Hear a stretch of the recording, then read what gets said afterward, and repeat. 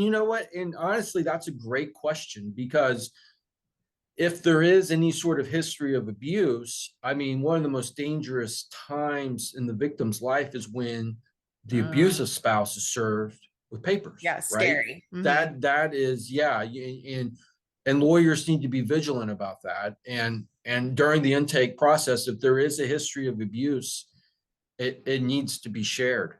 Absolutely. That's a whole different heightened situation. But I think that is a like going to an attorney, you're asking, okay, I'm gonna retain you and I've retained you. And there's a petition that you fill out, then they go into temporary orders. Do you want to explain what temporary orders are?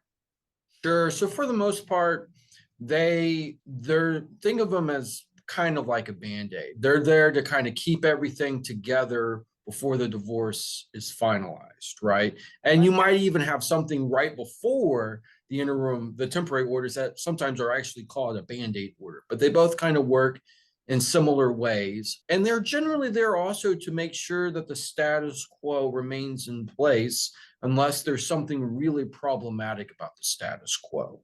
Now, and that's in terms of finances and who's going to live in the house and where the kids are going to go to school and that sort of Right. thing. And don't Now, go the buy a one, car, right? Like don't go drain your bank account, buy a car, crazy stuff like that. right? I mean, well, look, I mean, you got to look at what you need to, right? I mean, Sure. sometimes, I had a client one time who bought a house, right? But that's because he had 4 kids, and it was cheaper to buy a house than it was to rent an apartment.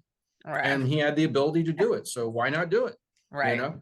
But yeah, you generally don't want to do anything extreme. You also, I mean, I say it's to keep the status quo, but and we kind of touched upon this in one of the other Zooms, but the idea is that some things will change. And one of the things that are most likely to change will be that both parents will get to spend time with the kids in a meaningful way, unless there's substance abuse issues, violence issues, something along those lines. But putting that aside, you know, Texas law presumes that you're going to get what's called the standard possession order with Mhm. elections. That's about 42% of the year. So that's really that's sort of the default. And a lot of times people like to negotiate something more akin to a 50-50. And so, and that happens too. And, I mean, people feel differently about this, but I mean, I think in the right situation, that can make a lot of sense. Sure. So it's more like you go file a petition, they get served, you have a temporary orders hearing on Zoom Mhm. maybe, and then you're working towards your mediation unless you can come to the table in advance with everything agreed upon, which isn't always likely. But I did have a question in there about I often hear people say too in regards to the like I want to have sole custody.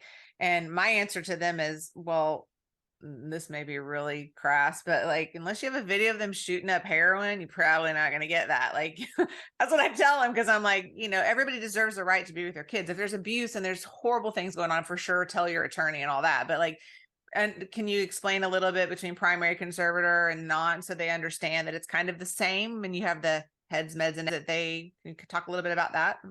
Right. So, generally speaking, one parent will get to choose the primary residence Mhm. of the children. And that kind of goes hand in hand, although depending on how it's drafted, it could technically be different. But that typically goes hand in hand with where the kids are going to go to school. And for the most part, parents want the children to remain at the same school.